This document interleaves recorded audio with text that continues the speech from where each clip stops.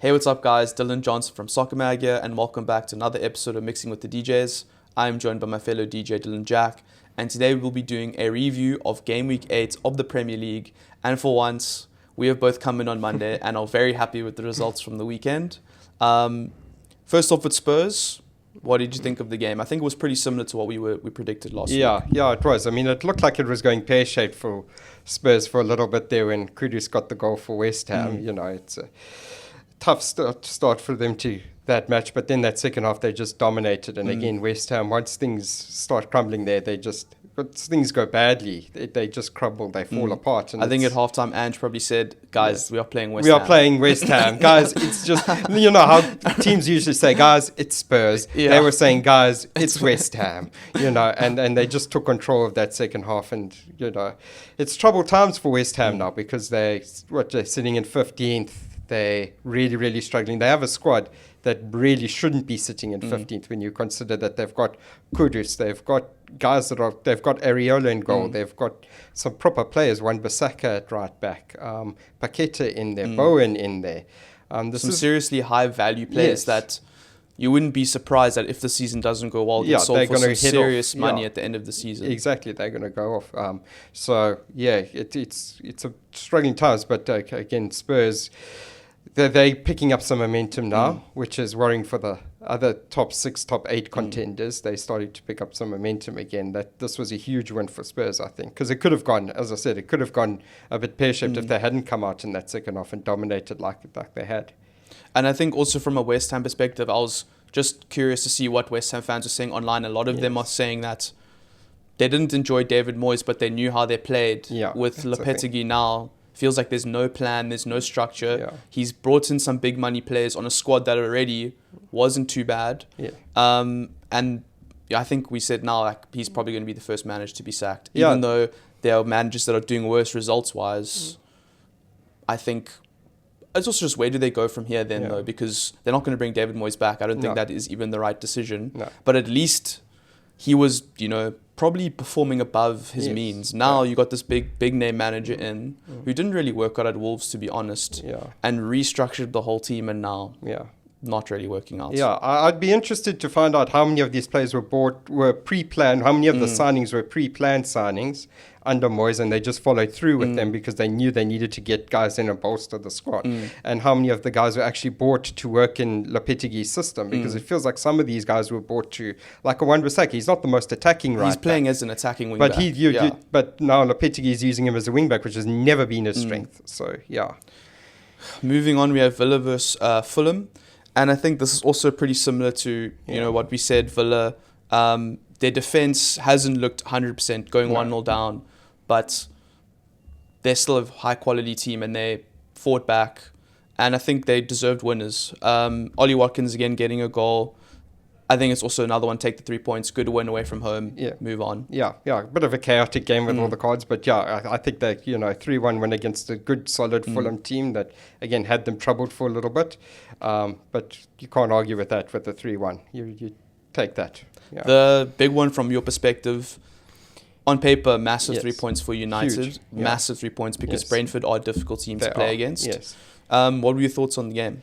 Yeah, that first half was, it felt like it was sort of same old in that first half. You know, United created a couple of half chances, weren't really getting a lot of shots off at goal, or a lot of good shots at goal. They were taking shots from bad positions and weren't really creating anything clear cut, although they were getting a couple of shots off. And then, you know, the chaos happens towards the end of the first half. You have De Ligt, who got kneed in the head and somehow conceded a free kick for getting kneed in the head and blood running down, and the referee's like, free kick to Brentford, there you go.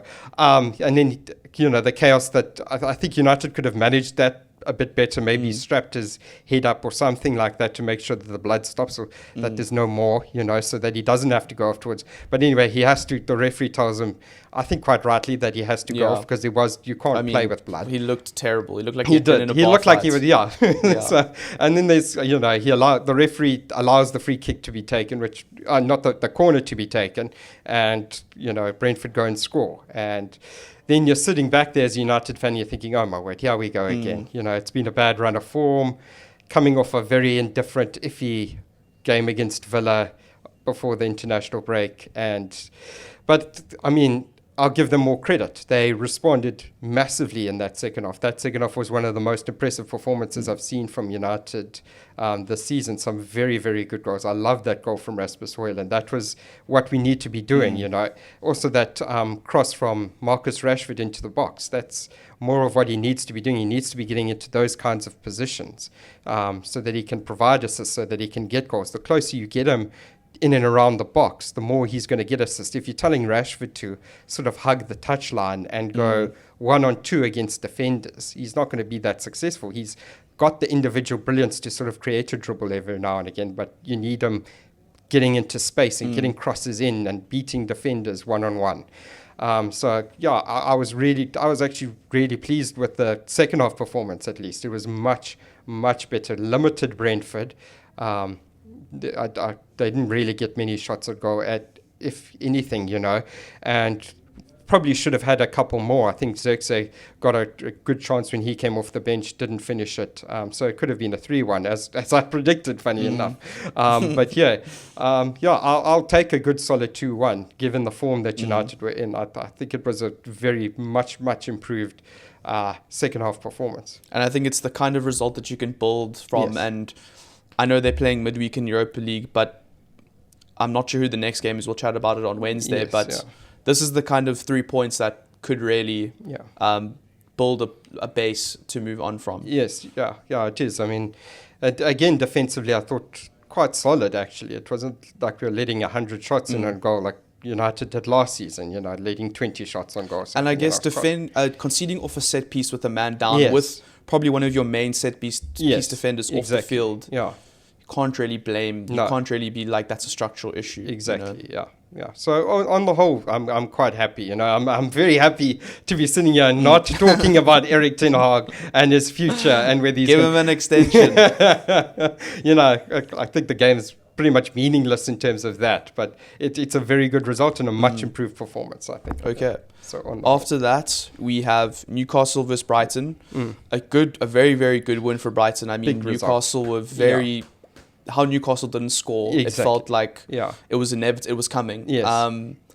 But you know, Brighton seems like they've kind of added that resilience to their game because they've always been a great attacking threat, but they've conceded stupid goals. Yes. But it's felt like in this game especially that they really held out well. I mean, but Newcastle, they're going to be kicking themselves. Yeah, this was actually a crazy game because I think Brighton also had a few of those one-on-one chances that they just didn't take. But Newcastle, the amount of chances that they had, jeepers, how they didn't get at least one goal from those. It almost felt like the Spurs, was it Spurs versus Newcastle game, but the other way around. Yeah, so, they were just it felt like they were trying to walk it into the net and delay their shots. They did, when they were one-on-one, for some reason they delayed their shots quite a bit. So, it was just a weird performance from Newcastle. They should have had one or two goals, you know, how Brentford's, but I mean, massive result for Brighton to come from St James's Park with all 3 points. That guy Welbeck, again, what a season he is having. He's this young guy just bursting onto the scene. I don't know where he's come from. Where has this guy been for the past couple of seasons? But awesome. Brilliant to see.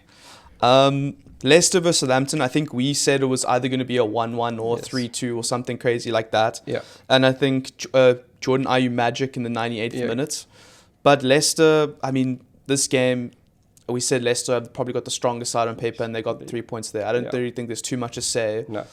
Except I wouldn't have expected Jordan Ayew to be scoring the 95th minute winner in this year of 2024. Yeah, exactly.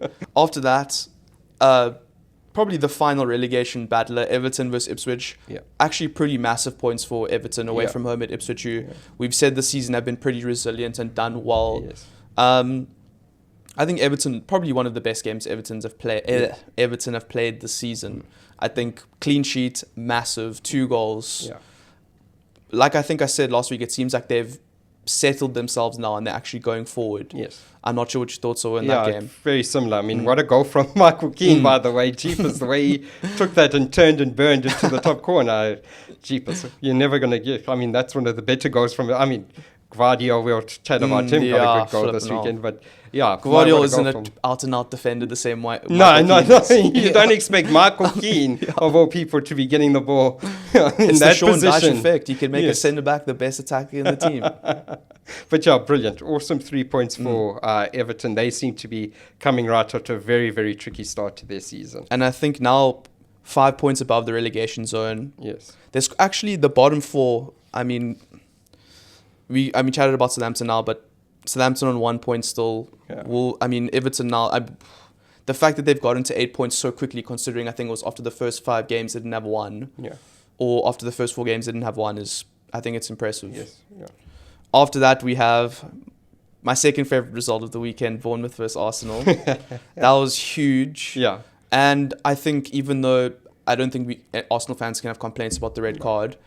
And it changed the result, and then I think it turned the tide to help Bournemouth win. Yeah. But after that first half an hour, I think even if it was 11v11 for 90 minutes, I don't see Arsenal scoring. I think it had a 0-0 written all over it. Yeah. Because offensively, I don't think Arsenal were offering anything at all. Kai Havertz wasn't doing anything. Sterling was probably their brightest attacker, but I still don't think he looked like he was going to score or create anything. His decision-making wasn't amazing.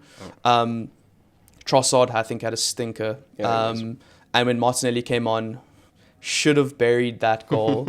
And I think we would have been having a complete different reflection of the game. But that was I think you could just see how tired Arsenal were mentally. I think Saliba doesn't make that challenge unless he's fatigued, because we've seen so many times him recover from situations like that. His recovery pace is probably one of his biggest assets. Why is he making that challenge? He's been done dirty by Trossard. Let's give him that one. But he's still got 30 plus meters to go. Back your keeper and see if you can put him under pressure or something. I don't know what your thoughts maybe are. he thought that he could just reach out, maybe get away with it, away with the yellow card because of the distance there was to go. But Ben White was actually, in real time, I was like, Ben White could maybe cover. But then watching it, I was like, Ben White actually had so much to do, and it didn't look like he was going to catch him. There was no chance. So, it was the right decision to send him off.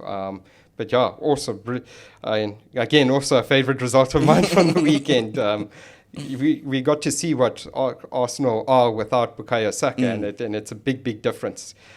Sterling has a lot of experience and a good winning mentality, but he's playing on his less favoured right side as well. He's playing on his less favoured side, and he didn't quite bring the same impact. So that's probably the worry for Arsenal is their depth now. I mean, we got to see what their sort of squad depth is without Saka, and it's not looking that good. And I think also an interesting thing is how Arteta approached the game with obviously such a defensively minded team. I think Marino, Partey and Declan Rice, it's a very defensive midfield, and then with the 4 central defenders already. Bournemouth, I don't know, it's like, why are you being so cautious? I know you don't have Saka, but surely maybe put Jesus on. I don't know if his fitness wasn't great, or maybe put Martinelli on with Tross, maybe play an extra attacker.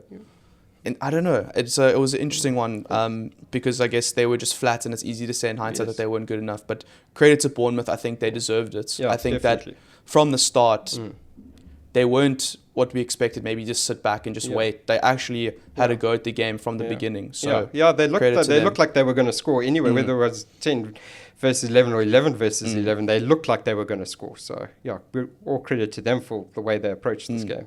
And now Saliba misses Liverpool this weekend, Chelsea and Newcastle. Yes, that's huge. It only gets more difficult. And I think even if Saka comes back, which is probably their most, I would say, second most important player impact-wise, Saliba, I think we all know, is their most important player for their defensive solidity. I don't know what they're going to do now, because they have, it seems like 4 left-sided defenders and then Ben White and Saliba as their right-sided ones. So I don't know what he's going to do now to fill that void of Saliba, who is their best defender, I think, So Arsenal wants to watch now for the next couple of weeks. They've got 3 massive games. Maybe they'll, because if they lose these next 3 games, they will be toast in the title race. That's them in big trouble. It'll be interesting to watch. And I'm hoping Arteta doesn't cook up the most disgusting 8 defenders for the next 3 games. That's exactly what he's going to try and do. He's been very. That's the one thing about Arteta is, as good as Arsenal's run has been, he has been very defensive in his approach. Like this season. It's almost like when Guardiola first started playing the four defenders with Ake, Akanji, Diaz, and when Kyle Walker as well. Yeah. But it just feels like they're sacrificing a lot going forward. I know they've won 3-1 for the past 2 games, but it also feels like sometimes the defensive positives they gain aren't, because they're still conceding goals. So it's just it's an interesting period. Maybe they're trying to change things up. I don't know, but we'll see. Almost my second or third favorite result of the weekend. So close. Wolves were seconds away from securing the perfect weekend almost. 2-1 Man City. And I must also give Wolves credit. I think they played really well. Their game plan worked. I think their game plan worked. They were just Man City or Man City, and whether they play terribly or not, they're almost inevitable. It feels like Haaland didn't even felt like he was on the pitch. I can't remember him having a shot. He was a ghost. He was a ghost of himself. And I think tactically, Gary O'Neill, I think even though Wolves are sitting rock bottom, you have to. That was such a positive sign in that they haven't won many games, but the players are still, fighting for him. They're still putting in effort on the pitch. It's not, we don't care, we don't back this guy. And that was so disappointing because it would have been such a massive point. And I don't think Man City played well at all. No, I they think didn't. they really looked. They had no ideas. Offensively, it was Doku, try cut in, back to Gundogan, back to Diaz or Stones, edge of the box, to Savinho, same thing, try beat a player. It was just going around. It was the same box, thing that we sort of saw against Arsenal, where Wolves were sort of set up, obviously, to defend, and City were just passing it between themselves, and no one was there were no sort of overlaps, no one was creating space or making runs, and it was just Haaland stuck up front alone by himself. He was getting triple marked by 3 big boys, and he couldn't really do anything, and it felt like Hoofer cross in, hope Haaland can do something, header away, reset. Oh, we lost the ball, Wolves counter. I mean, that's Semedo chance. Semedo should have buried that. He should have scored that. And that would have been, I think, that would have been 2-0 at that point. Then that would have been the game, because City really... I mean, Phil Foden, even when he came on, it wasn't doing anything. Bernardo Silva, Gundogan, their attack, it almost feels like, especially now with Doku and Savinho, they do the same thing on each side in that they try draw play in, but inevitably they're going to cut in. You just know exactly they're coming to put the pass back every time. And it just felt like Wolves, it was easy for Wolves to defend. They just stayed in their shape, 4, sometimes 5 at the back, and just try play through us, and they couldn't. So I guess a positive blueprint for other teams to follow, and City are not looking great at the moment. I think that's probably the 3rd week in a row where they have been on the cusp of dropping points. So I'm not sure who they play next week, but we'll chat about that in the next episode. But I mean, promising for other teams, but a good weekend for the competitiveness of the Premier League. The title race is really heated up now. And now my favorite result of the weekend, Liverpool versus Chelsea. The big one. Wow. Take it away. I thought, this game, it played out very differently to how I thought it would, in that Liverpool felt very passive, that they let Chelsea have the ball way more than I thought they would. It was, especially in the first 25 or so minutes, it felt like Liverpool weren't pressing at all. Sanchez would get the ball, or Tosin or Cole would get the ball, and you could see the front 4 of Gakpo, Szoboszlai, Jota and Salah just waiting. Like, just stopping the ball into midfield and just waiting. And I don't think Liverpool played particularly well. And I think they maybe also made Chelsea look a bit better in that they were so willing to give the ball away, especially at Anfield, which is something I was very surprised about.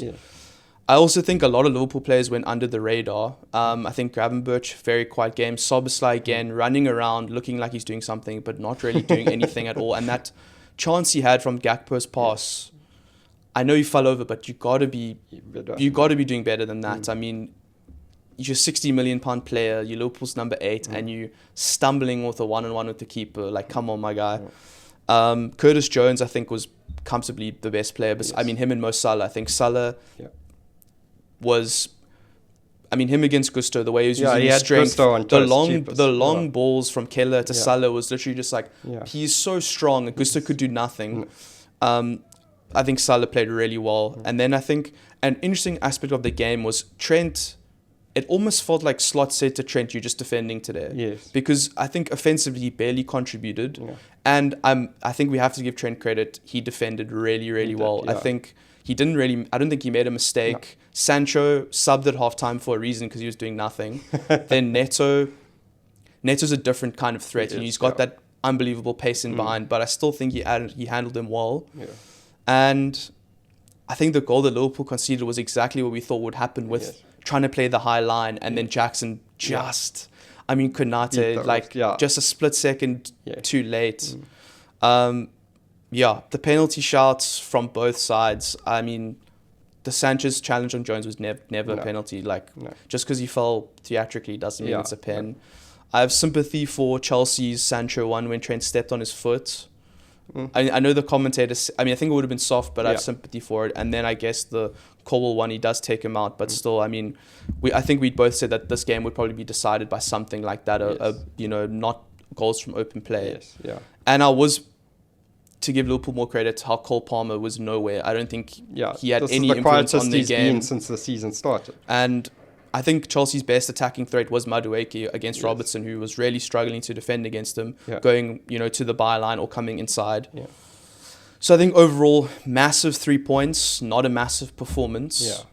But going into a ridiculous run of fixtures, but tick the first box off and move on to the next one. Yeah, that's got to be Liverpool's mentality now. Is they've just got to get through these games and take the points that come. Not the best performance that you're going to see from not the most dominant, but I think the game plan almost worked in that it isolated Chelsea's wide backs against Liverpool's attacking threats, and that I think really paid off. You would expect, as you said, Liverpool to, when Liverpool playing at Anfield, you expect it to hold sort of 70% possession, but obviously that was a tactical switch that Arne Slot made, and it really, really worked. I do like that you mentioned Sancho, because I think Chelsea fans are finally woken up to the lows. The honeymoon period's over. Yeah, the honeymoon is over with Sancho. He's produced his highs. And United fans went through this. They saw Sancho at his best, and now the Chelsea fans are seeing Sancho at his worst. United had 3 managers that couldn't make that option work. They couldn't make him work as a right-sided player, as a left-sided player, as a sort of false 9 or as a number 10. And these are the kinds of things that Sancho has. He has these performances where he just is anonymous. He gets the ball, he tries to dribble past players, doesn't get past a player, gives up possession, doesn't really create anything. So I wasn't surprised that he was subbed at halftime. And Pedro Neto, when he came on, was just a different player, I thought. So I think also the thing about Sancho against Trent was it felt so predictable in that he was never trying to go outside. No. He was trying to come inside every single time. Yeah, so Trent's just literally like, okay, go inside. I got Gravenberch right there, or Salah who's doubling up. Don't worry about it. Also, it was interesting because we thought that was going to be the area that Chelsea would target, but it was the opposite end against Robertson, where that they were getting the most space. Also another shout out to Darwin Nunez, who didn't get a goal and assist, but I honestly think that the energy that he brought helped so much. Because Jota, after he took his hit, you could see he was a bit off, but even then, I think the energy that Nunez brings compared to Jota is completely different. He was pressing nonstop. I was worried he was going to get a red card for his battles with Badiashile. I was like, this guy's going a bit too hard here. He's going a bit too crazy. Yes. But I think he won the most duels in the game. He was coming back and making mad slide tackles, and it was honestly, it was amazing to watch. I love it. It was almost like Bobby Firmino. It was crazy. Yes. Well, thank you so much for watching, guys. This has been a review of Game Week 8 for the Premier League. Thanks for joining me, Dill. And don't forget to like, comment, subscribe, etc. You know the works. Let us know, is the Arsenal's title race over? Are they finished without Saliba? Let us know. Are Man City stumbling a bit, even though they got 3 points? Is the revival on for United? Is 21 coming? No. Cool. Thanks, Dill. And thanks for watching, guys. Thanks.